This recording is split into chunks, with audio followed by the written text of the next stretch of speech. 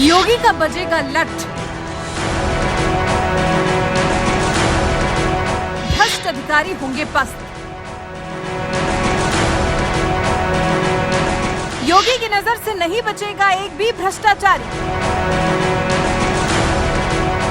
योगी के नाक के नीचे घोटाला, भ्रष्ट अधिकारी नहीं बख्शा जाएगा। भ्रष्टाचार में लिप्त पूर्व गाजियाबाद डीएम पर कार्रवाई। योगी का पहला कार्यकाल हो या फिर योगी की 2.0 सरकार, योगी के राज में भ्रष्टाचारियों के लिए कोई जगह नहीं है। हाँ, इतना भर है कि पहले कार्यकाल में डंडा इतनी जोर से नहीं पड़ता था, लेकिन अब भ्रष्टाचारियों को योगी 2.0 राज में किसी तरह की कोई माफी नहीं है। यूपी में दोबारा सत्ता पर काबिज होने के बाद योगी ने भ्रष्ट अधिकारियों और कर्मचारियों के खिलाफ मानो एक मोर्चा खोला हुआ है। 10 मार्च से लेकर अभी तक कई अधिकारी नापे जा चुके हैं और अब नापी गई है गाजियाबाद की पूर्व डीएम साहिबा। नाम है निधि केसरवानी। आरोप है दिल्ली मेरठ एक्सप्रेसवे के लिए अपने खास और चहेते लोगों को जमीन खरीदवा कर जिले में 20 करोड़ से ज्यादा रकम के भ्रष्टाचार को अंजाम देना। इसी सिलसिले में बुधवार को निधि केसरवानी के खिलाफ योगी का डंडा चला है। ऐसे में सवाल ये कि गाजियाबाद की पूर्व डीएम होने के अलावा और क्या है निधि केसरवानी की पहचान। दिल्ली मेरठ एक्सप्रेसवे जमीन भ्रष्टाचार मामले के बाद से चर्चा में आई निधि केसरवानी 2004 बैच के अफसर हैं। फिलहाल केंद्र सरकार में national institute of health and family welfare में उपसचिव है। जिस घोटाले का आरोप निधि केसरवानी पर लगा, इसमें डीएम और अन्य अफसरों ने पहले किसानों से सस्ते रेट पर जमीन खरीदी, फिर उसे अपने रिश्तेदारों को खरीदवा कर सरकार को कई गुना ऊंचे रेट में बिकवा दिया था, जिसमें नाम आया है निधि केसरवानी का। माना जा रहा है कि इस सब के जरिए सरकार को मोटा चूना लगाने का काम किया गया।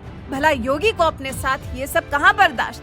मेरठ मंडल के पूर्व आयुक्त प्रभात कुमार ने इस घोटाले की जांच की। इसमें गाजियाबाद की तत्कालीन डीएम निधि केसरवानी समेत कई अफसरों को दोषी पाया गया। तत्कालीन एडीएम एन घनश्याम ने गांव नाहर कुशलिया और हापुड़ के गांव पटना मुरादनगर में 7 खसरा नंबरों की जमीन 30 सितंबर 2013 को 1582.19 रुपए प्रति वर्ग मीटर की दर से खरीदी, जबकि यहाँ 1235.18 रुपए के हिसाब से अवार्ड हुआ था। अधिग्रहण की सूचना इससे पहले 7 अगस्त 2012 को ही हो चुकी थी। जमीन 1,78,05,539 रुपए में खरीदी गई और आर्बिट्रेशन के बाद इसका मूल्य 9,36,77,449 हुआ। ऐसे में इन्हें 7,58,71,910 रुपए का लाभ हुआ।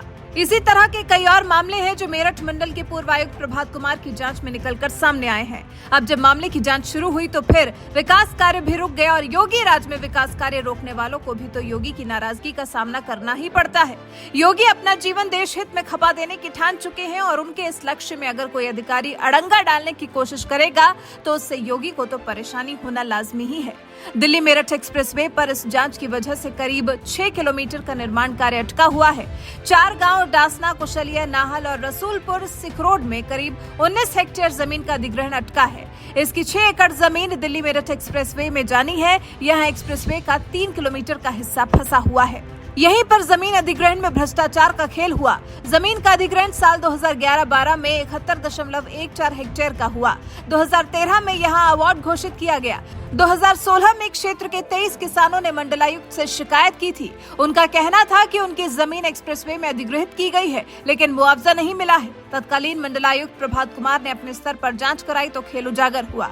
तत्कालीन मंडलायुक्त ने सितंबर 2017 में जांच रिपोर्ट शासन को भेज दी थी। रिपोर्ट में आईएएस अधिकारी और पीसीएस अधिकारी के शामिल होने की बात सामने आई। जांच में पता चला कि डीएमए की भूमि अधिग्रहण की धारा 3D हो चुकी थी। इसके बाद भी वो किसानों को गुमराह करते हुए जमीनों को अधिकारियों के रिश्तेदारों और परिजनों ने खरीदा, जबकि इस धारा की कार्रवाई के बाद संबंधित क्षेत्र में जमीन खरीद फरोख्त रुक जाती है। आरोप है कि फिर एडीएम और डीएम ने मिली भगत करते हुए 10 गुना मुआवजा ले लिया। सारे घोटाले में गाजियाबाद के तत्कालीन अधिकारी विमल शर्मा और निधि केसरवानी की भूमिका संदिग्ध पाई गई और अब चला है तत्कालीन डीएम निधि केसरवानी पर कार्रवाई का डंडा।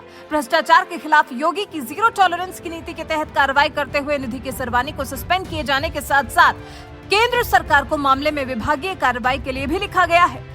2004 की आईएएस अधिकारी निधि केसरवानी गाजियाबाद जिले में 20 जुलाई 2016 से 28 अप्रैल 2017 तक डीएम के पद पर तैनात थी और इसी बीच उन पर यह सारा खेल खेलने का आरोप लगा है। आप निधि केसरवानी पर हुए योगी के एक्शन को लेकर क्या कहना चाहते हैं? अपनी राय हमें कमेंट कर जरूर बताएं।